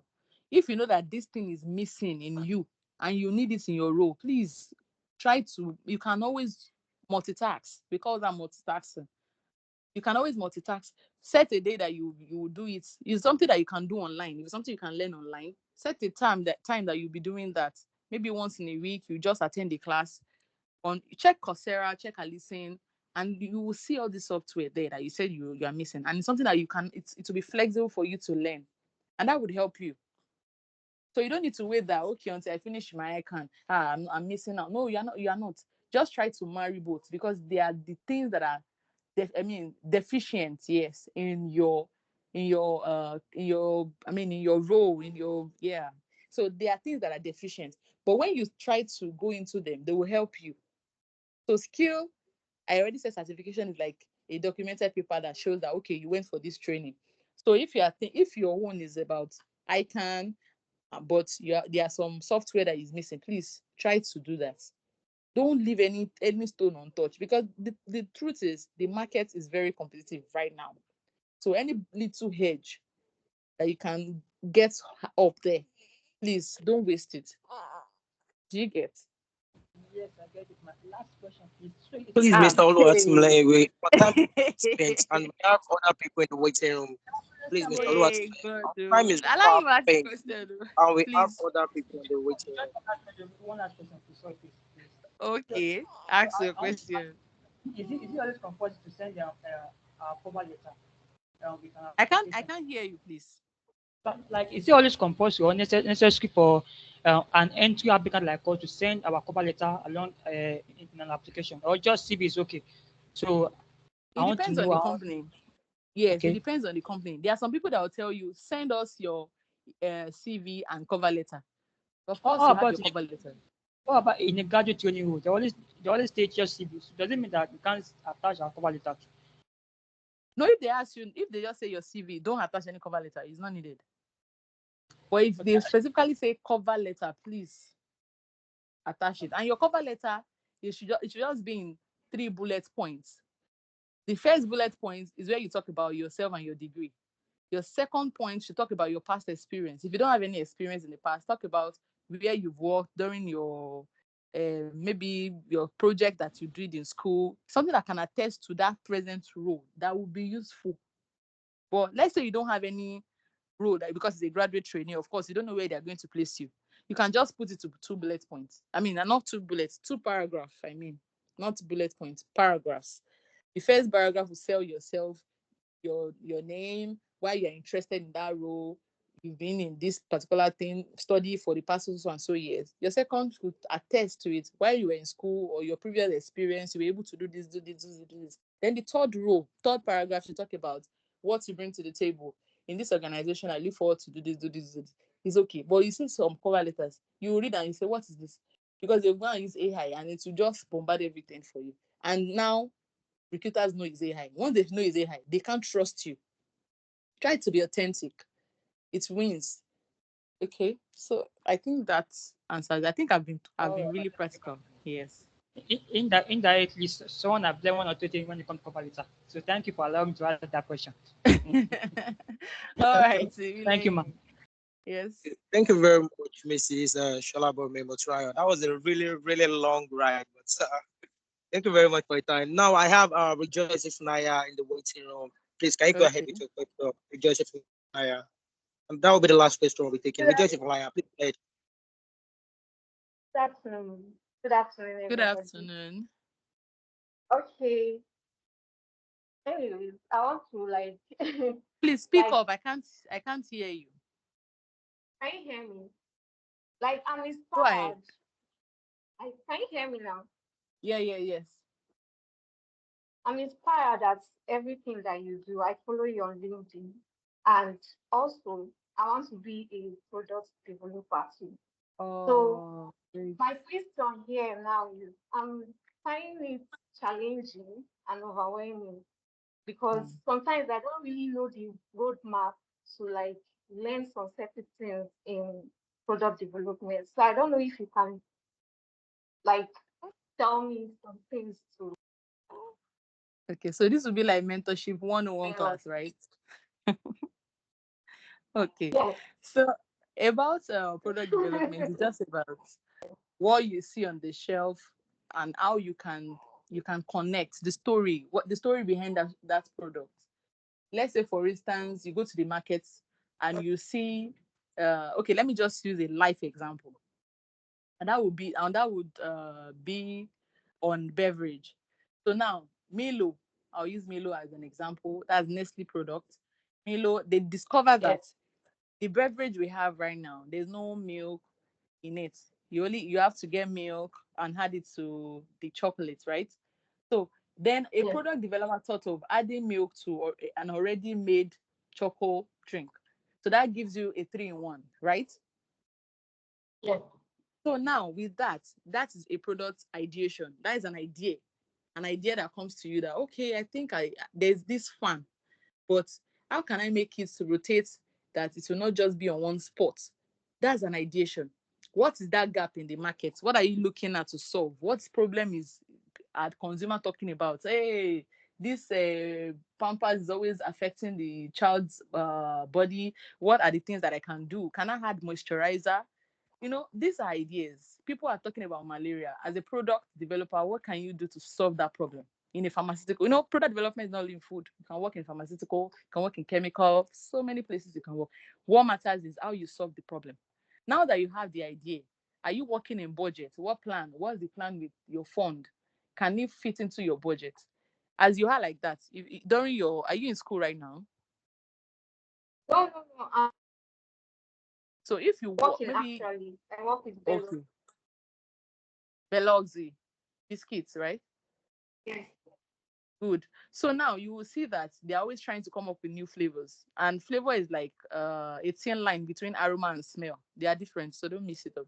So they want to come up with new flavors, new thing, new packaging. Why are they doing that? Are they trying to cut cost? You need to find out. Are they trying to work on aesthetic? They want to look at the appearance. Maybe consumer are always talking about it's always too crumbly. What can we add to it? So that's a problem. And that's where product development comes in. Product developer comes in. You as a product developer, what can you do? So the first thing to do is to go thinking critically. Go online. Go to Google Scholar. If you're a product developer and you are not familiar with research publication, you are not a product developer because you have to be familiar with research. You have to be able to read different papers just so you get answers because every problem has already been solved. But it's just for you to find it. Now, when you go online, like Google Scholar, which is the one I use, you check out biscuits making. You see, texturizer that I can use in this and their advantage. Because there are so many texturizer, they will tell you it has side effects. So if you go and use this in a product, hope you will not, they will not come and sue your company. You need to find it and ask questions. And when you are doing all of these things, you iterate. Iterating means you start implementing. You don't wait. You don't wait. Oh, I better go. I'll wait till next week. Your project will begin to drag, and so companies will not be interested in such person. Before you know, they'll start giving you headache. They'll start calling you up for management meeting, and you will not like it. So now you have to work with cost, you have to work with deadline, and you have to work with thinking, critical thinking, problem solving skills. So if you enjoy it, what I'll just tell you is that what problem do you want to solve? And when you discover the problem you want to solve, try to look at it. Will it cost me too much? If you can carry that out, and if you try to do that, like for instance, someone was talking about, I think the lady, she told me she wants to work on a functional food. Was it functional food or nutraceutical? I can't remember. She told me she want to work on it, and I told her, what problem are you trying to solve? She said she's trying to solve PEM, that is protein, energy, malnutrition. That would work. So, but some people, they don't even know what they want to solve. They just want to work. It shouldn't be so. Why are you trying to solve problem of sustainability? You want to use local content in your food. I think you're already moving out of the box.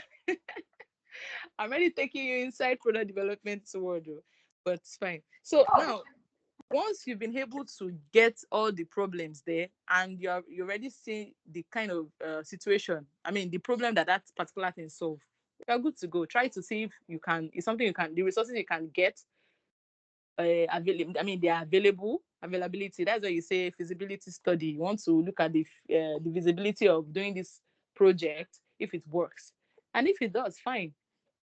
But in product, in the industry, people approved it, and those are the key stakeholders, the ones that will tell you, yes, you can go on with this project. It's cost, I mean, it's profitable, because they will not they don't want any project they will not come and be in debt. Do you get? So that is one thing that is in product development. What I just wanted to do is understand the problem that you want to solve. What are you trying to address? You're not just saying I want to be a product developer. If the thing makes sense, then you can now look at the visibility of producing that thing. Will consumer buy it? Carry out sensory evaluation on that project. What will they say about it? You carry out consumer research. And that's why you see people dancing in the market. They want to persuade consumer. Please try this Bonvita. They are doing consumer research. So they are not just dancing, they are doing consumer research. That's marketing strategy. Just to see if people would turn up, if they eventually buy that, develop that project, develop that product. Because you cannot go and waste a whole lot of money developing product and nobody will buy it. But when you carry out the research, it will give you an idea. Okay, people are really interested in this product. Let's go ahead. Then you go for your factory trial runs, and then you go out for launching, and that's it. And you post evaluation. That's all. I don't even answer your Okay, question. but what Uh, yes, you answered it. But what certification courses can I take? okay, so for product development, we have product development courses online. You can go on a listen, you can go on Coursera, you can go on Udemy. And don't worry, I'll be coming up with a post because I think I have 1001 question on product development. So I'll be sharing few things and few courses that you can work on, and that will be on Friday. I don't think I have time for that right now, but on Friday, that's tomorrow. Yes, I will drop that kind of. But just watch out for it. Check the comment section. You see a link. Try to explore it. If you can afford the bill, because you have to pay. It's not everything that is free. And also, there are free courses as well on a listen. They call that food management system, food and beverage management. You just type it on Okay. a listen. You see that food and beverage management. So that is like a diploma course. You get everything from the ideation to launch. That would help you. And also, you need data analysis skills, because you need to, analyze your cost. You want to go into project. How will you analyze your data? How will you know you are making profit? Excel, that's an advanced Excel, so you need it as well. So you need to do Yeah, I that. know how to do. Yeah, I know. Okay, so you need that too. So those are the key skills. It's just about thinking and reading books. That's just it. Those are the key things. I think we don't have any more questions, right? Thank you so much. Yeah. Yeah, welcome. Thank Any other you very much, question? Mrs. I want to ask. I want to. Yay, Okay, is that the time? these people. I have Is someone done my real quick. Go ahead. Your question. I just want to Samuel, is ask that one you? question. Maybe yes, yes, yes, yes. Thank you. So what I want to ask is that I wrote once Rose on my book when she said we should write a rule. So I wrote a bioinformatics. Like I don't know. I want to be like I think there's no right or wrong answer now. So I don't know. Maybe I'm right. Maybe a bioinformatics is a rule or a skill. I count it as although there's a It's lot a of rule skills on. now. There are professors that do a lot of research on it. It's like using technology in the world of biology. Am I correct? Yes. Yeah. So it's Okay. a All very right. good rule, though. Thank- Very good one. Is that all the question? All right. yeah, Is yeah. that all for? Yeah, I've cleared what I want to pick out. Okay, yes, it is. But the thing is that you only find more of that in the academic world. In the industry, you might now translate it to like my microbiologist. I don't know if I'm making sense, but in the academic, of course, there are professors that are bioinformatics. I always see them a lot, but in the industry, there's nothing like that. But you can also see a role that is related to it, and that would be in the pharmaceutical world, not in the food. In the food industry, to be microbiology. That's the truth. But in the pharmaceutical, you can see different roles that has to do with that. They might list it under their job description. They will not just put it out that they are looking for a bioinformatics officer or whatever. But under the job description, you see something that is related to, this kind of thing, cellular, whatever, whatever. And that's it. Just have to look out for it and look out for the JD. Are you cleared? Yes, ma. Thank you so much. Yeah, you're welcome. So do you have any other question? Somebody is saying I'm an economics Yeah, I graduate think and my I niche. think I have comment section. Let me read that out. Hey. If people Um, did not ask the yeah, graduates, niche wait, is you. not. Hello, hello. I'm with you, but I'm just laughing at the questions. It's a lot, I'm a actually. knowledge graduate, and my niche is nutrition and meal planning, and I'm also interested in virtual assistant. I don't. What's this? I don't know how that relates. Do you get that, I ma'am? don't. I think. Okay, let me read through myself because I didn't get that. I'm a home economics graduate, and my niche is nutrition and meal planning. And I'm also interested in virtual assistants. I don't know how that relates. Okay, so virtual assistants is just helping people send mail and all of that. It's not a bad idea, but don't overwhelm your own long-term goal. The first thing is, what's your goal? Where do you want to function in the next 5 6 years? Virtual assistant is something most of us do. You help people send mail. Even I, for one, I have someone who is helping me as well. So it's not really something that you should say you want to dwell in, right? But when it comes to nutrition and meal planning, it's something that is like a role. You can have that in the industry if you are planning to work there. But if you're not planning to work in industry, maybe you just want to do it, or you want to become an entrepreneur. Of course, you can always juggle 2 3 tasks together. But what matters most is your long-term goal. What do you want to become? Where do you want to see yourself? I talk about career. It's a journey, a long time one that you've built over the years. That's it. Me in product development, I've built it for more than 5 years. So now it's like a career. It's not just a job anymore. In the first few months, it was a job. But over the years, it does not become a career. So for me to transition from my product development to another role, I will need to be gathering more skills. I can transfer from the one I have or still gain more skills to help me in the new role. But it doesn't necessarily mean that you cannot merge up tasks. Like you said, home economics graduates, you want to work in. What is the nutrition that you don't have? Now, and home economics, you don't have nutrition knowledge. So you need to gain more skills. You might say you want to take up postgraduate courses, yes, in nutrition. That would help you. If you want to work in the industry, you need that. If not, nobody will want to. Nobody. Okay. Then I think that's the only question. Am I correct? Are we together? Yes, ma, we are together. I really want to believe you answered everybody's question. Someone is still asking question. No, check the chat. But let me see. Yeah, half of the time is for The person spent. saying, how do you focus on specific career when you find yourself in a company that reshuffle staff every year? That's a big one. So now I always say that you find yourself in a company that they reshuffle people. That is like the job security is not sure. That's what you're trying to say. Like you're not sure of this job. I've already said it before. That I already said that that's a job. Is it a career? Career is what you build over time. Just take that from me. The job is what you are doing presently. That's a job. If it's a career, try to look at for other companies. That role, put it out. This particular role, is it the vacancy? If it's open, try to apply for it. You might be lucky to get in. So don't say because a company is trying to shuffle people. So because a company is trying to shuffle people in data analyst, you now jump from data analyst and go to quality control. How will you thrive in that role? You will find it struggling and you will not enjoy what you're doing. At the end of the day, you will be dormant in that particular role. God will not allow that for you. Like the person will be dormant in that role. The person will not move from that role because the person will not be able to bring ideas on the table. And these are the things that are key to growth. So once they see that, oh, this one is just there, that's how the person will be there. But when you are in a place that you find interesting, you find what you're doing interesting, you want to keep bringing idea. Oh, boss, can we try this? Oh, can we do this? And they see that, okay, this person is valuable, is a valuable team member. Why would anybody chase you away? So I always tell people that the thing that would affect us most is fear.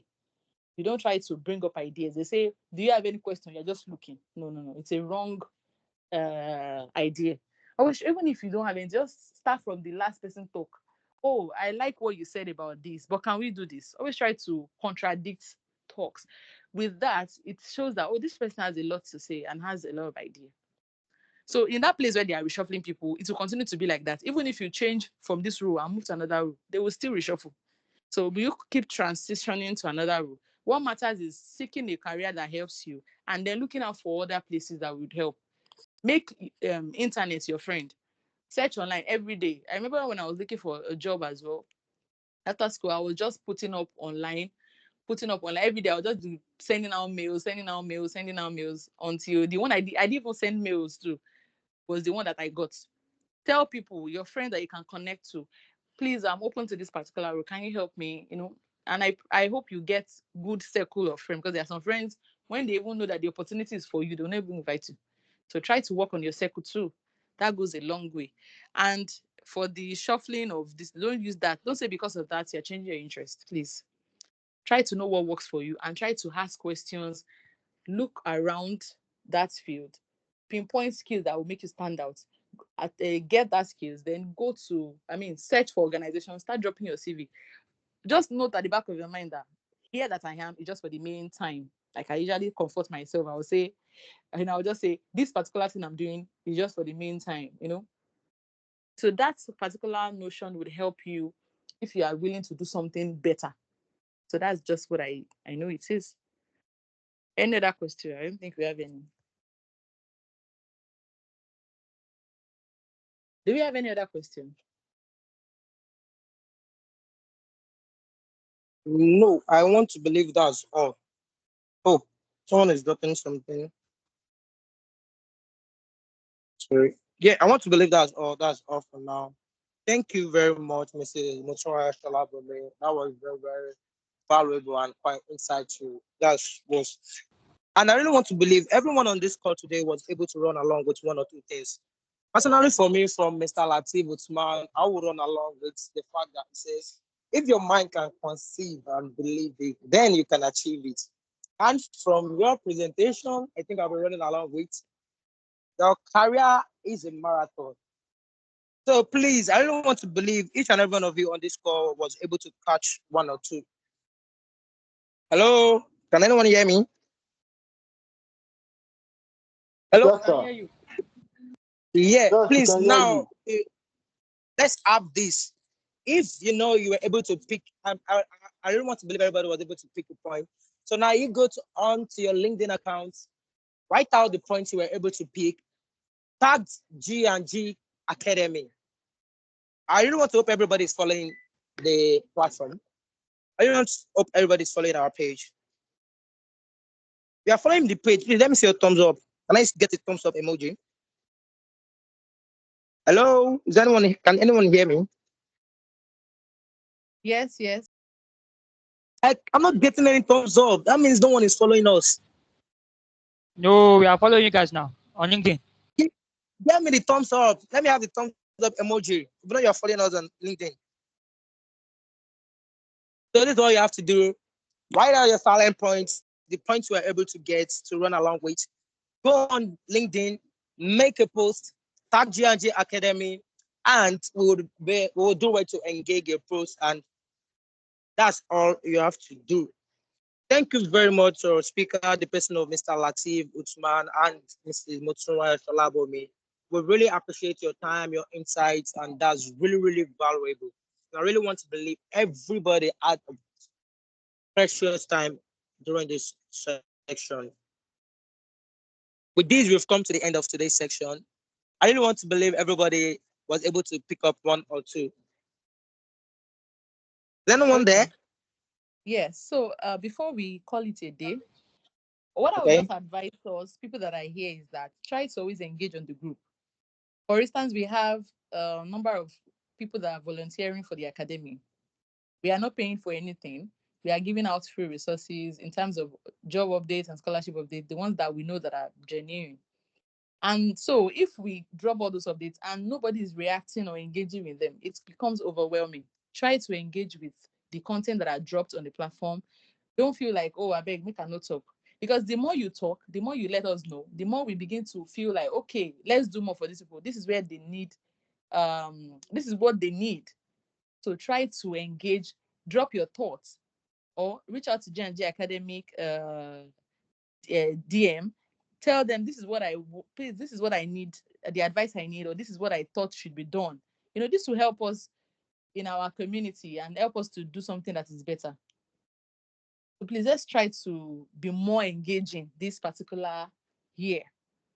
And also for this CSL event, don't be surprised. We are still going to bring it up on board. And that time, it will be more bigger than this. So I hope that you join at that time too. It's going to be bigger than this. It's still going to continue. It's going to be a continuous event. It's not just going to stop now. It will come in again in July. So just watch out for that time. And every year we'll be having that. January and July we'll be having our edition. But once it come up, try to utilize that opportunity. We will do well to be inviting top professionals and top scholarship winners. So if next you see the head of HR, good, that will come here and talk to you about career, is good. So please leverage every opportunity that this beautiful community is going to be providing you at a free cost. All right. Thank you so much once again. Thank you so much, Mrs. Motunwa Shalabomi, for keeping that in. Please learn to engage on the community because that's the only way you encourage us to do more. Thank you very much for keeping that. And with this, we have come to the end of this section. Thank you, everyone. Thank you for your presence. All right. Bye. Bye.